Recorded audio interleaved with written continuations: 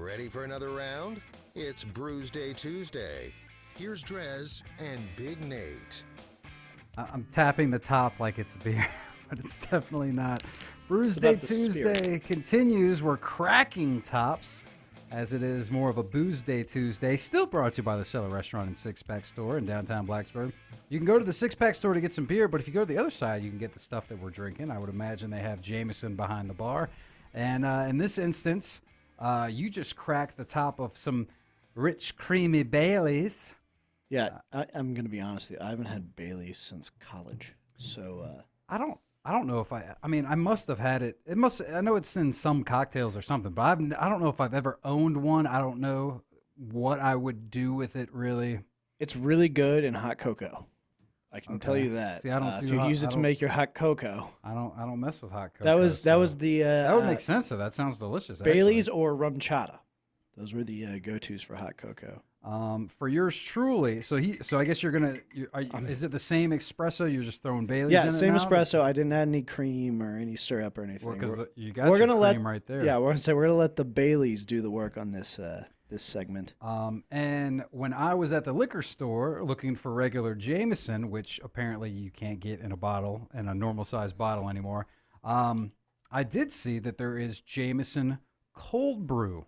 I was trying to get it to show the folks watching on the Facebook or the YouTube, but it doesn't want to focus. There you go. It is cold brew. It says Jameson Irish whiskey infused with natural cold brew coffee flavor. So with this, I threw it in the fridge. It's a cold brew. You'd imagine it's supposed to be cold. And I'm just going to drink it straight up and see how this goes. I think you're either going to really like it or really hate it. So if you don't know, cold brew is essentially steeped coffee for a very, very long time. Kind of like you would make you ever put tea in a jar and leave it outside in the sun and make like sun tea? I've definitely never done that. Okay. Didn't know that was a thing, but okay. You want to like take your coffee and put it in your water, and then like it gets left for like 18 to 24 hours. So it's really mellow. It doesn't have a lot of the bitterness. But yep, there we go. That's the face. This has some bitterness to it, I would say. There's the face. Yeah. It supposedly, and again, this comes into the whole caffeine discussion. Like if you go to certain coffee shops, you can't buy cold brew above a certain size because it's so concentrated. I really don't know if that's just to generate sales or limit sales because it takes such a long time and it's such a time investment to make. Okay. But they claim it's more caffeinated. Okay, so I guess the question, I don't know if this would, so do you think this would actually have caffeine in it and stuff? It would have to say if it did, right? I would. So it is 50 milliliters. That being said, I did just notice that it's only 30%, so 60 proof. So a little weaker than your average. I mean, it's got to have whiskey. caffeine then. With notes of toasted oak and dark chocolate. Do you taste those? Do you taste those notes, DreZ? I don't know. That being said, I did get one, so you can try it too if you want. You can crack it and give it a go as well. I'm gonna because cold brew is my favorite way to drink coffee. I brought you one. Honestly, we might have flip flopped these. Maybe I should be drinking the espresso with the Baileys because this is. I mean, I'll drink it, but this is not as tasty as the last round in my book. I mean, look at that color. That's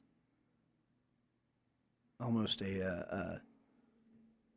Yeah, I mean, I don't smell the coffee. It looks like, I mean, it tastes more whiskey than coffee. It just tastes like, it almost just tastes like whiskey that's been cut with coffee. It was much like seltzer water. It was next to the coffee beans. They never actually put it in. I'm intrigued to try this one. Yeah, I mean, I don't know. I guess if you're I'm not into coffee. I'm more into whiskey. So I should have known that this wouldn't have been my cup of coffee. I told you were either really going to like it or really going to hate it. You like it?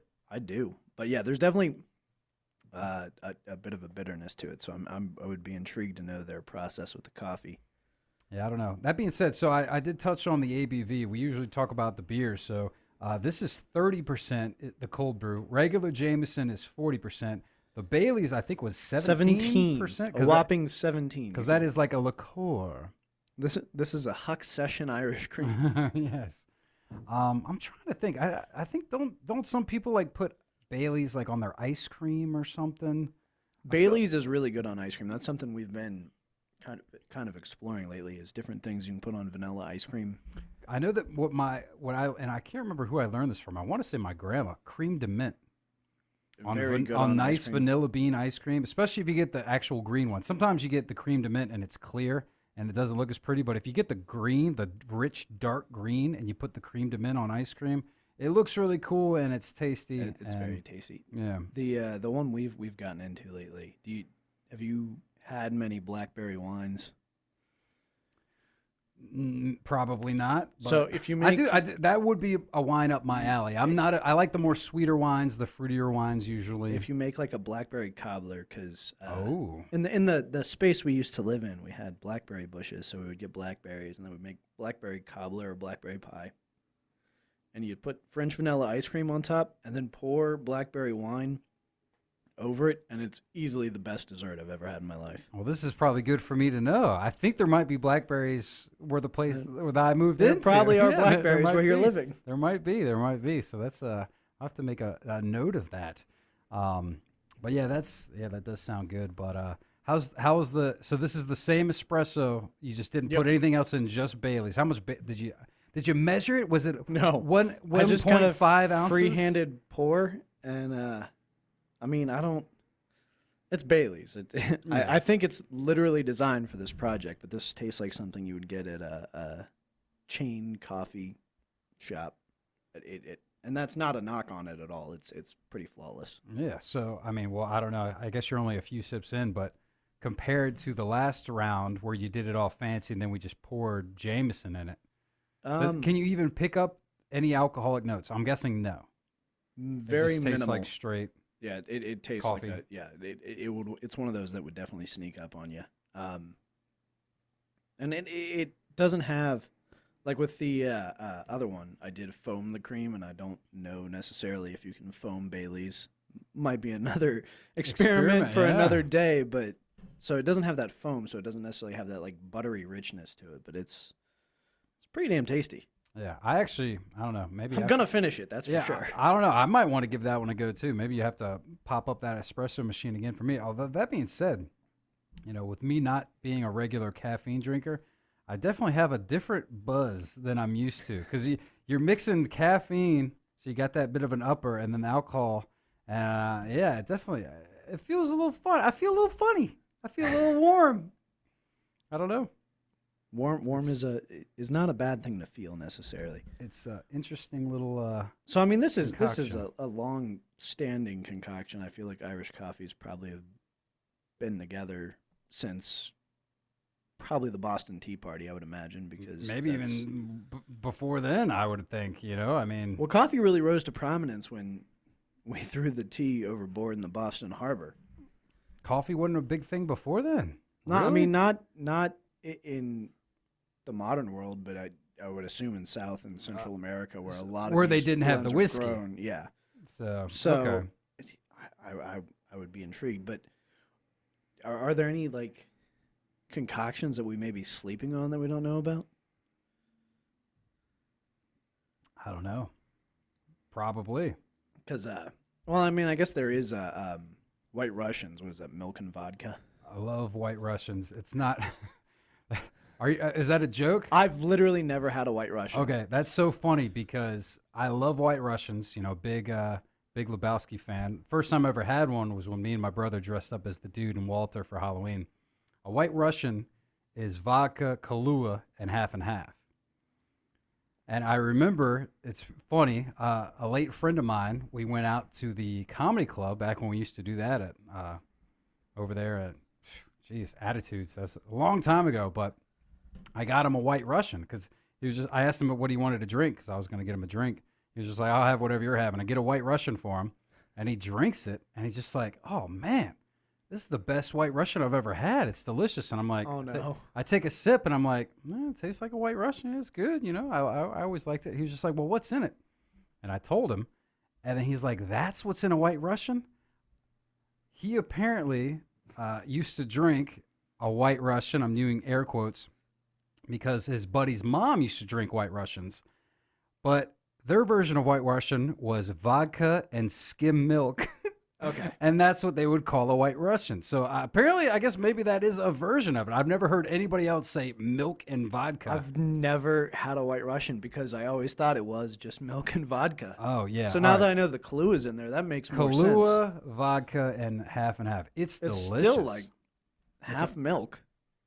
No. Because Kahlua is rum and cream, and then... Well, it's not half. All right, but look, it's vodka, Kahlua, and then like a dash, basically just to give it a little color.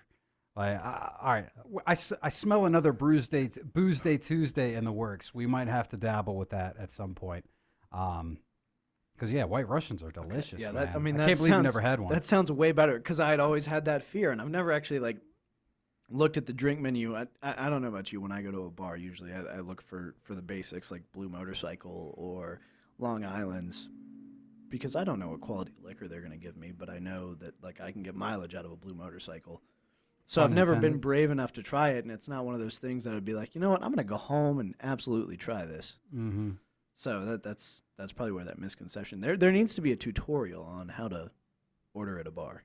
Yeah, I agree with that one wholeheartedly. That being said, man, so the cold brew's good. Are you done with your Bailey's drink there too? Oh yeah, that was it so all went good. down easy. Yeah, that was so smooth. So would you gave the other one a 5, so you can't go up from there. Was this a 5 as well? Because that didn't have the foam, I'm gonna go ahead and knock it down a peg. 0.25 off. All So right. we'll give it a 4.75. What about the Jameson Cold Brew? You seem to like that more than me. I would only give that maybe a 3.5. It does taste more whiskey than coffee, which is good. But at that point, I'd rather just be drinking. I think whiskey. it was designed to be mixed with, to make an Irish coffee using it. You think so? So straight,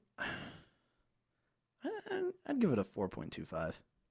Okay. It's good, but it definitely, like you said, it has some of that bitterness. And with cold brew, you expect it to be. I love that we're just rating based on the coffee. With cold brew, you'd expect it to be a lot smoother. Mm-hmm. But I'm picking up most of the whiskey and some of the bitterness from the coffee, so 4.25. All right, there you go. So that's pretty much a wrap on Brewsday Tuesday today, celebrating Irish Coffee Day. But I think next week we might need to just get back to the basics. Yeah. And start drinking some beers. I'm way too caffeinated at this time of day. I did go to the cellar over the weekend, and Mikey helped us out with some of the themes that are coming up. We basically just got this promotional calendar that has all those stupid, it's whatever dumb day and this dumb day. So we're going to try and do some themed ones, and where we can't, we'll just drink some beer. Sound good? Sounds good to me. All right, tune in next week for another round of Brewsday Tuesday. Thank you for bringing in the espresso machine. Thank you for bringing in the whiskey. Yeah, man, happy to do so. We'll take a quick break. We'll get back with the tunes right here on 105.3 The Bear. Stick around.